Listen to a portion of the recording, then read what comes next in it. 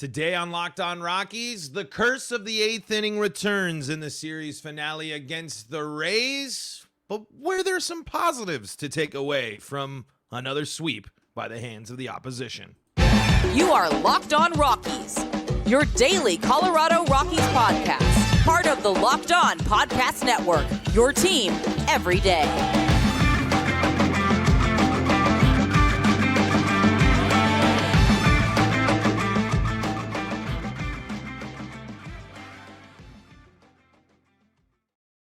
Rock on Rockies fans, welcome into the Locked On Rockies podcast for today, the 24th day of August in the year 2023. I'm your host of the Locked On Rockies podcast, Paul Holden, bringing you your daily Colorado Rockies talk right here on the Locked On Podcast Network, where you can find your team every day. If your team is the Colorado Rockies, well, guess what? You're in the right spot, because that's what we do around here is talk about the Colorado Rockies each and every single day. And then you can also find us. I was checking something and completely derailed my little intro there. Find us on your favorite streaming service. Find us on the Locked On Rockies YouTube channel. And find us on Sirius XM and the Sirius XM app, where you can also find all your play-by-play coverage of the Colorado Rockies. And today on the show, breaking down the series with the Rays, especially the eighth inning struggles for the Rockies and how that's really a big moment or thing to focus on in this series, especially when you consider the Rockies went on the road to a place they historically have not played very well. We're in most of these ball games for, over half of these ball games, for even close or more than half of these ball games. But as we've seen so often this year, the wheels falling completely off for the Rockies. And what does that mean going forward? What type of adjustments do we need to see as we continue to look ahead for the Colorado Rockies here as we get closer to the end of August? Hey, today's episode is brought to you by Bunches. Download the Bunches app today, and when you do, our friends at Bunches have featured the Locked On MLB Bunch in the Discover tab. You can also click the link and description show notes to join the Locked On MLB Bunch community today. Check that out, enjoy it, and chat with your fellow Locked On fans. Eighth inning. Big issue. Because what's the biggest frustration to take away from these eighth inning implosions is the fact that the Rockies have been able to turn to a lot of these guys throughout the year, and then unfortunately of late it hasn't been able to work out, and the Rockies themselves kind of cool off in a sense. Going back to the Rockies have now blown 3 leads in the eighth inning of their last 4 ball games.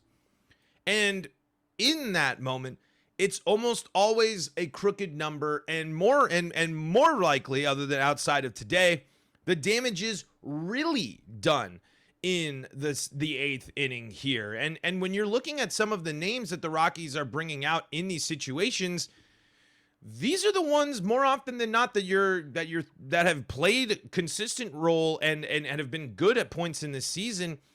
But now you wonder, is it the overwork? Is it this? I just don't think that those are the things that you can only lean on, when the fact that in Justin Lawrence's last few appearances, he just hasn't been as sharp as he needs to be. Same with all these guys. You can expect a moment of regression or a moment of correction for some of the stretches that these guys had, but you can't have this from your closer in his last 7 games. 0-2, 11.37 ERA in 7 appearances. 6.1 innings pitched. He's given up 11 hits, 8 earned runs, 3 walks, while striking out 6 with a whip of 2.21. All of the issues are trending in the wrong direction for Justin Lawrence right now, and that needs to be something that needs to be adjusted. Lawrence has given up an earned run in the last of his 3 appearances, and we need to see pitchers not regressing at this point of the season. Especially when the Rockies offense, it wasn't blow your socks off, but they were scoring runs. This was a Rockies team that was able to get out ahead of the Rays. This was a Rockies team that was ahead of the White Sox in the finale. And this was a team that had almost had the luck there in that finale. But you get to the bottom of the 9th, you're heading in there with a lead. You got to win these ball games. You got to win these ball games, especially when your depleted starting rotation gives you opportunities, and then your offense does back you up enough. A 2-run lead into the ninth against a good team like the Rays might not seem enough, but the good teams, the great teams, the teams in the hunt at this point win those ball games. And that's the big dip. When you're looking at some of the differences between the Rockies and the competitive teams, the Rays were never out of ball games. The Rays were able to score late. The Rays were able to bounce back. The Rays were able to make adjustments and win ball games. Even after making some mistakes and even after having the Rockies benefiting from putting the ball in play, the overall feeling, especially of these eighth inning meltdowns that I feel, just circles back to the main thing. We talked about it with Skyler yesterday. We've talked about it all season long. The inconsistency of this team. When things get better, then the Rockies will win these ball games, especially when you're going on the road and you're doing damage like you don't normally do. I mean, for the Rockies to score a crooked number on the road against a good team like the Rays in every game is kind of a surprise for the Rockies. This was a Rockies team that went on the road and, only had a couple of games where they scored above. They did get 7 and 6 runs against the Brewers, but 1-run law. This is a team on the road that doesn't score very often, and going up against a team that is going through some stuff right now in Tampa Bay. You had a moment to shake up the AL East playoff race in the playoff picture, but that didn't quite happen. It's just, but the main key takeaway here is, are the Rockies going to continue to return to Justin Lawrence as a closer? And I don't really know if they have much of another option to in this season. I mean, and I think challenging Lawrence and letting him get back on track and get back into the swing of things is the right way to handle it. But when you back it up, even to his last 30 appearances, his last 30 innings pitched for the Rockies, everything is up, up, up.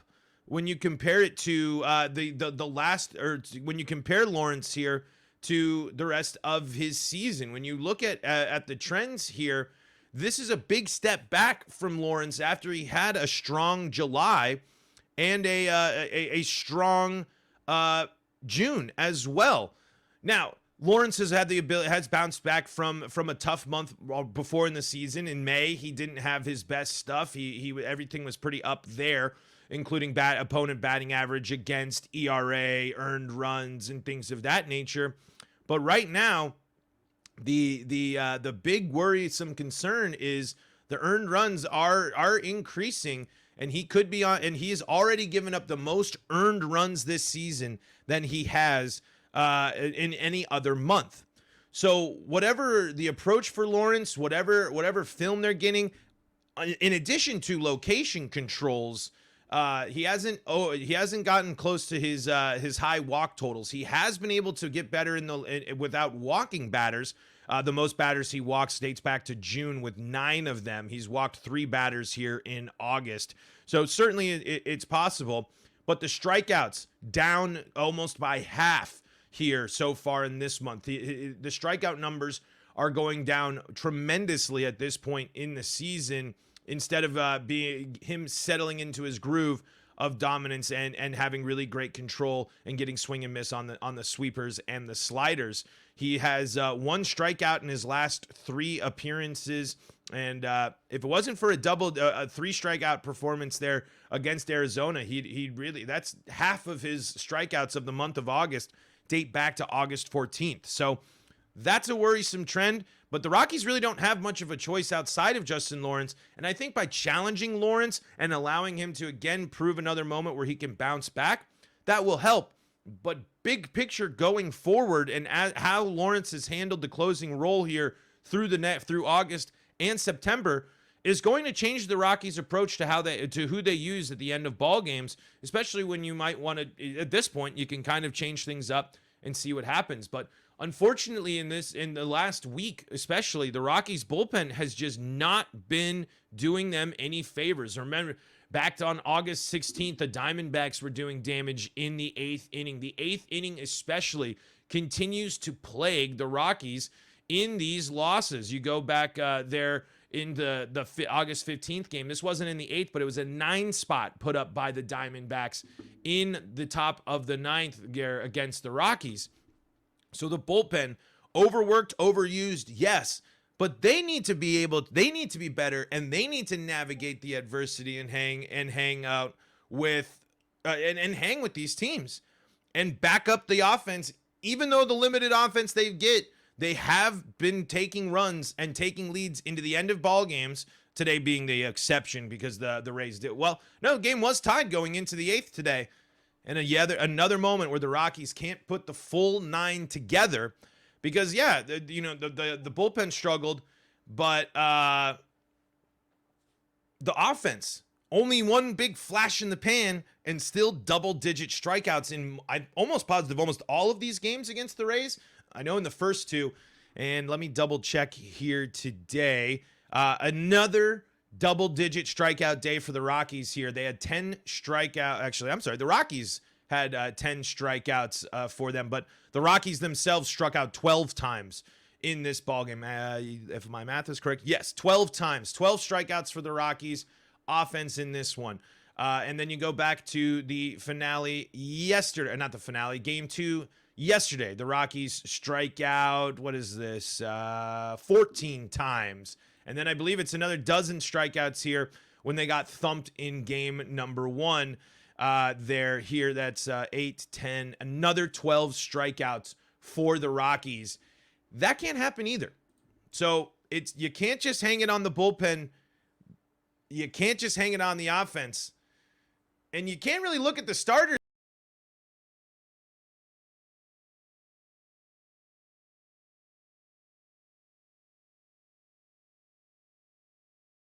Sorry, you can't look at the starters and say we had a weird little video glitch there when I got big old fat fingers, so I hit a button and it'll get in the way.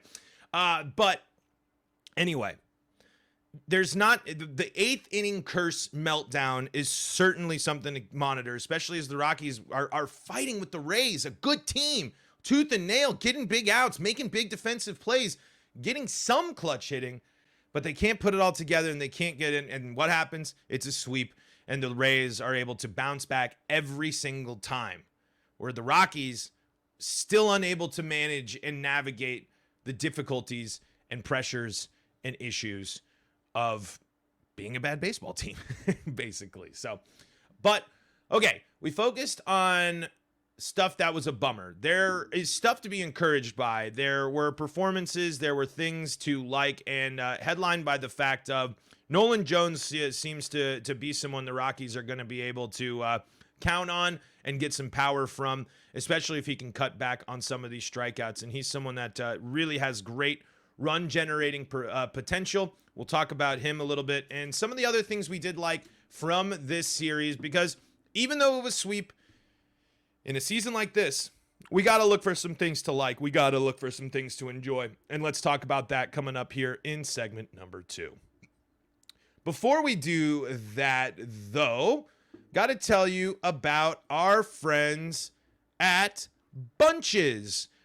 Okay, Locked On Rockies fans, I have to tell you about a new app called Bunches. Bunches is a new app built just for sports fans where you can chat sports in real time. Click the link in the show notes and description to join the app, or go to the Apple App Store and download Bunches right now. I'm telling you, you're going to love the conversations with other Locked On sports fans. You can check it out. Just search Bunches. It's the free app or the sports fans chat. So if you want to talk about today's episode, maybe you got thoughts on another ball club, maybe you want to hear what other people got to say about the Rockies, check it out at Bunches and on the Bunches app. You can chat about your team every day. You know you love to chat. You guys got great takes. You all want to make your voices heard about the Colorado Rockies, and you can do so at Bunches. Download the Bunches app today, and when you do, our friends at Bunches have featured the Locked On MLB Bunch in the Discover tab. You can also click the link in the description/show notes to join the Locked On MLB Bunch community today. Check it out. Bunches in the Apple App Store, or check them out online. This is the Locked On Rockies podcast for free and streaming on your favorite streaming services. We're also bringing it to you here on the Locked On Rockies YouTube channel, where you can be part of the show. Let us know about your Rockies thoughts in the comments below. Tell us what you think about the 2023 Colorado Rockies and the 8th inning curse. One thing to take away, one thing to be encouraged by, one thing to feel pretty good about here is Nolan Jones. This was a good trade for the Rockies and someone that is showing some real promise and some real good approach at the dish. The strikeouts, of course, are a big thing. That's and it's the caveat we always say when we're talking about about the young guys. Hopefully, as these Rockies players develop and what we're seeing the positives of their at-bats and the positive outcomes that they can get, like a Nolan Jones home run or Nolan Jones's overall performance at the dish this year, you can be encouraged because you're hoping that as these players get more conditioned and more experienced with major league pitching, they're going to be able to get more disciplined on top of the fact of working with their veteran players and working with them and creating an approach. However, the Rockies don't necessarily have a lot of great people of taking the right pitches and good quality out bats. You can look at Charlie Blackmon, for example. Jurickson Profar knows how to get on base. I mean, Chris Bryant should be valuable in that as well. But looking at Nolan Jones overall, so far in 2023, he's played above average ball. He's been a contributor to the Rockies. He's got, according to Baseball Reference, 1.7 wins above replacement, 274 batting average with 36 RBI, 8 stolen bases. And here's what I really like about him, too. OBP of 355, slugging of 494, OPS of 848, and an OPS plus of 117. These are good numbers. These are encouraging numbers. These are higher than you usually see for the Rockies. And like you saw in today's in the finale with the Rockies, Nolan Jones has been able to is a key contributor when it comes to offense and when it comes to the Rockies' production. This is someone that certainly can fit on top of playing good defense and having a strong arm. This is a guy that certainly has a good kind of written around him.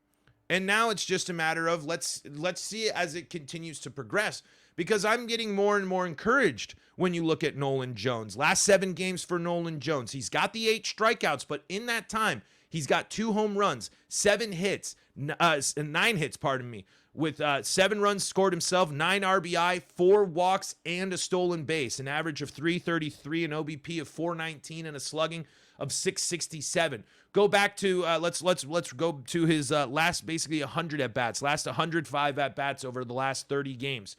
30 hits in that time, 6 home runs, 22 RBI, 40 strikeouts. That's the big frustrator, but 13 walks, 3 stolen bases, and a 286, 361, 543 line.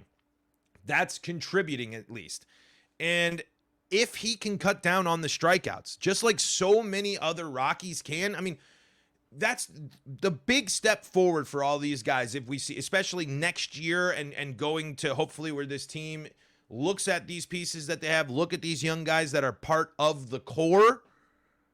If their strikeout numbers improve, if they're better at striking out while able to contribute this way on offense, the Rockies are going to see a massive boost in offensive production and runs, because when the Rockies are striking out in double digits, you're not getting any productivity out of theirs. There's not a single productive out that comes from a strikeout unless it's a drop third strike and an error or blah, blah, blah. When Nolan Jones, when a player like Nolan Jones puts the ball in play, good things happen. I got to get you with one. I got to hit a classic cliche here, because we were served to a whole lot of cliches lately in this series by Bud Black and such. But the numbers are encouraging for Nolan Jones, and they're being sustained by Nolan Jones here. On top of, like we said, strong arm from the outfield, someone that is a contributor on defense, someone that is out here playing a really, really good right field, and something that's going to complicate things going forward with, like we talked about with Skyler with the log jam yesterday. So good things to watch, things to be encouraged by. Nolan Jones swinging a good bat is a great sign for the Rockies and continues to be a move that you can sit there and applaud the Rockies for making. We just have to hope that everyone, I will feel so much more confident in this offense if we get to see a decrease in strikeouts across the board.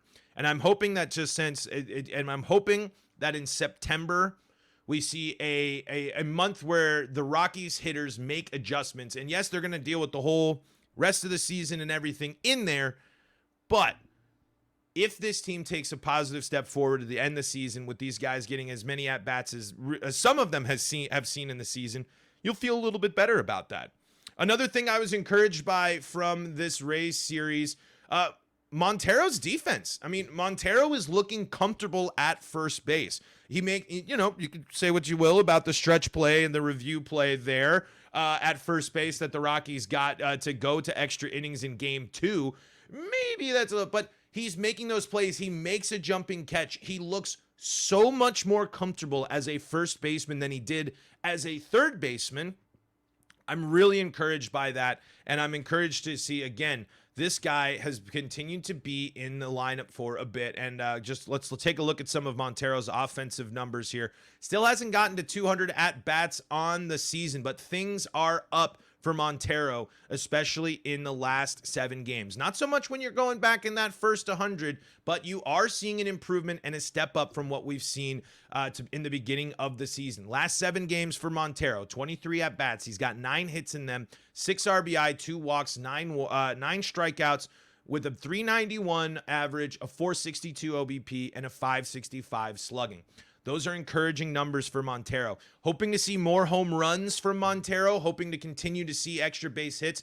But Montero looks like he's getting more confident and more in control as a major league ball player, especially at first base. He's able to, he looks like he is doing stuff that he just looks better prepared to be in the bigs right now than when he was slated to be the starting third baseman for this team. And it looks like he might have a spot there at first base.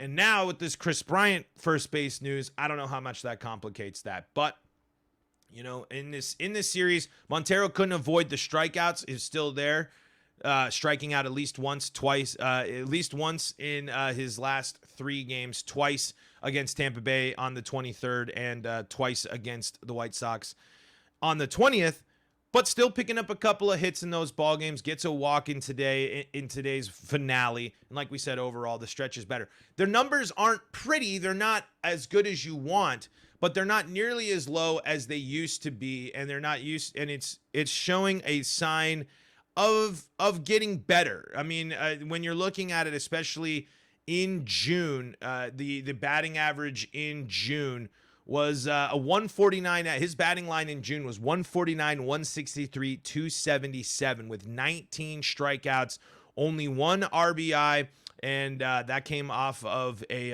home run as well. 47 ABs in June, and then when you compare that here to August, it's not much better, but it is a step up, and with the July numbers mixed in there as well, because he only played in 5 games in July. Some encouraging numbers there, but not a big sample size here. But now he has gotten slightly better. Things are slightly moving up, and I think that's a sign that Montero is feeling a little bit more comfortable. Still need to see a lot more from Montero. Still need to be more confident in what he can do, especially when you're looking at strikeouts. He has struck out in every single game he has played in August, except for 3 of them. And he has 65 at-bats in that time. So only 3 of those games he has gone without a strikeout. And in some of these games, he's still striking out. In some of these games in August, he does have a 2 3-strikeout games and a 4 strikeout game as well. So still the issues with the major league pitching, but at least the trend is somewhat upwards. And in this last series against Tampa Bay, it did feel like Montero was a lot more comfortable with his position and where he's at. So there was a couple of things to like there. Also, I did like the most of the appearances from the starters there. I think the Rockies starters, again, not glamorous, not great, but certainly kept the Rockies in the ball game throughout most of the series against Tampa Bay. It's just, that's the difference. The difference between the good teams and the bad teams is handling and managing the mistakes or the way the game goes and overcoming them. And on top of it all, hitting home runs, which the Rays do, the Rockies don't.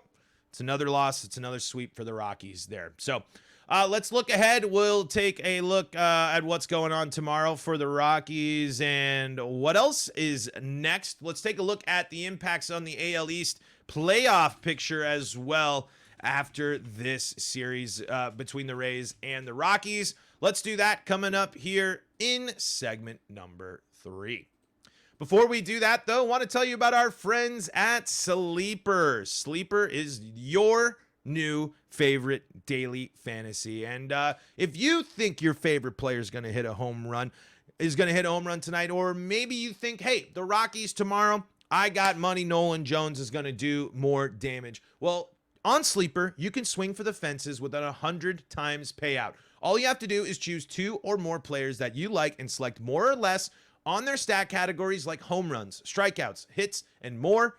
You get your picks right, and you could win big. They got dynamic payouts where each player now has a projection, the multiplayer attached to it. So that means you can see what type of payout you're going to get, and also has more stat categories to place contests on, and you can get higher payouts than other apps with less picks on Sleeper. When you use the promo code Locked On, you're going to get a $100 match on your first deposit. Yes, that's right. That's a $100 match on your first deposit at Sleeper when you use promo code Locked On. Terms and conditions do apply. See Sleeper's terms of use for details. Currently operational in over 30 states. Check out Sleeper today. That's promo code Locked On for a $100 match on your first deposit when you check out Sleeper today. This is the Locked On Rockies podcast. We're free and streaming on your favorite streaming service, bringing you your daily Colorado Rockies talk right here on the Locked On Podcast Network, where you can find your team every day. And if your team is the Colorado Rockies, guess what?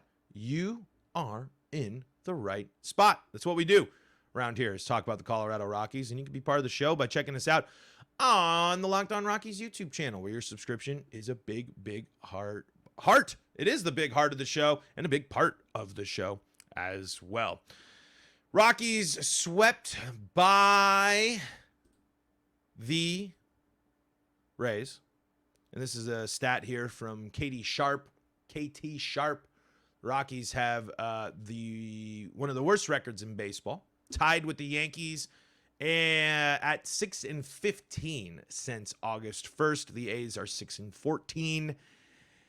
Things tough. Things not necessarily going to get easier or better for the Colorado Rockies, as well as they are going to face a Baltimore Orioles team that's feeling a little bit more of the pressure now when it comes to their division lead. A sweep of the Rockies does put the Rays and Orioles tied in terms of win totals, but the Orioles are 78-48, where the Rays are 78-51.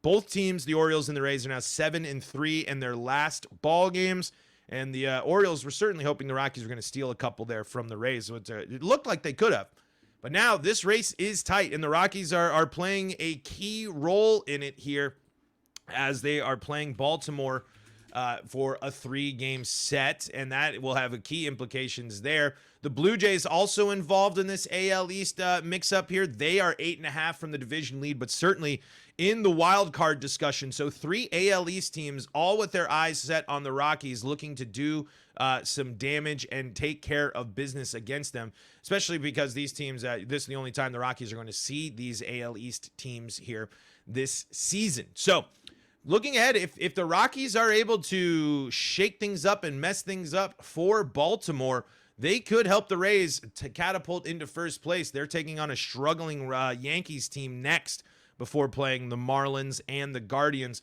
The Orioles certainly don't want to miss out on any opportunities here and take care of business. The Rockies can't let things get away from them and can look to see a team led by youngsters, maybe a glimpse into the future here if the Rockies are able to develop and build the way the Orioles did. But the Orioles handled their rebuild much differently, and apparently, according to their owner or GM, whoever said that, aren't going to be able to keep things going for a sustained future of success with all these players without drastically increasing the price of everything. It's just we'll see. I mean, this is a key moment here for teams like the Orioles and the Rays.